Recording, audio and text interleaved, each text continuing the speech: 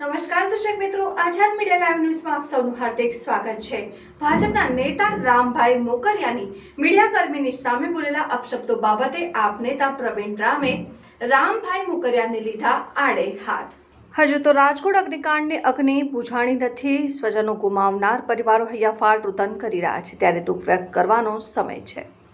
પરિવારોને દિલાસો આપવાનો સમય છે। ફરીથી આવી ઘટના ન બને એમની તકેદારી રાખવાનો સમય છે। ત્યારે આવા સમયે રામભાઈ મોકરિયા જેવા નેતા જાહેરમાં ન બોલી શકાય એવી ગુંડા મવાલી જેવી ભાષાનો ઉપયોગ કરી રહ્યા છે, એ એમની નબળી માનસિકતાના દર્શન કરાવે છે।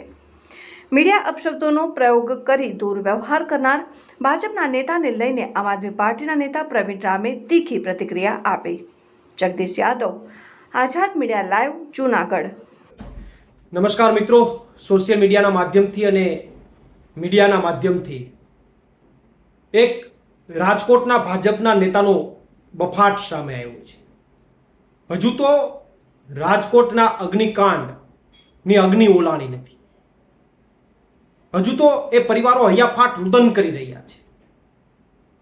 હજુ સમગ્ર ગુજરાત શોક મગ્ન છે, ત્યારે દુઃખ વ્યક્ત કરવાની જગ્યાએ, એ પરિવારોને દિલાસો આપવાની જગ્યાએ અને ફરીવાર ભાજપના રાજમાં આવી ઘટના ન બને એની તકેદારી રાખવાની જગ્યાએ ભાજપના જવાબદાર નેતા રામભાઈ મોકરિયા મીડિયા કર્મીઓની હાજરીમાં, મીડિયાની હાજરીમાં જે જાહેરમાં ન બોલી શકાય એવા શબ્દોનો પ્રયોગ કરી રહ્યા છે, જે મને લાગે છે કે એની નબળી માનસિકતા અને ભાજપની નબળી માનસિકતાના દર્શન કરાવી રહી છે।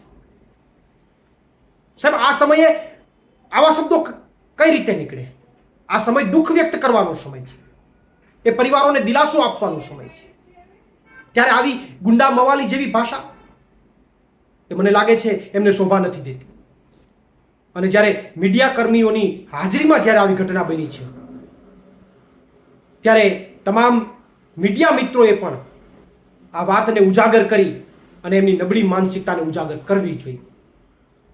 કારણ કે આવા સમયની અંદર શોક વ્યક્ત કરવાના સમયમાં ભાજપના નેતાઓ પ્રતિક્રિયા આપતા આપતા ભાજપના ધારાસભ્ય લેવલના નેતાઓ હાસ્ય ફેલાવે।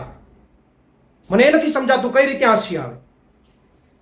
જ્યારે વાત કરીએ તો દુઃખ થાય, દર્દ થાય, રુદન આવે, અને એની જગ્યાએ તમને હાસ્ય આવે। જ્યારે પરિવારોને દિલાસો આપવાની વાત હોય, ફરીવાર ગુજરાતમાં આવી ઘટના ન બને એની તકેદારી રાખવાની વાત હોય, એ સમયે તમે ગુંડા મવાલી જેવી ભાષાઓ અને એવા શબ્દોનો પ્રયોગ કરો કે જેને જાહેરમાં પણ ન સાંભળી શકાય। ત્યારે મને લાગે છે કે આ ભાજપના નેતાઓને અને રામભાઈ મોકરિયાને સત્તાનો પાવર ચડી ગયો છે। ત્યારે એ રામભાઈ મોકરિયાને હું ચેલેન્જ પણ આપું છું કે તમને સત્તાનો પાવર અને સત્તાનો જો નશો ચડ્યો હોય ને, તો એક દિવસ ચોક્કસથી એ સત્તાનો પાવર અમે ઉતારીશું। પ્રવીણ રામ, ફ્રન્ટલ પ્રદેશ અધ્યક્ષ, આમ આદમી પાર્ટી।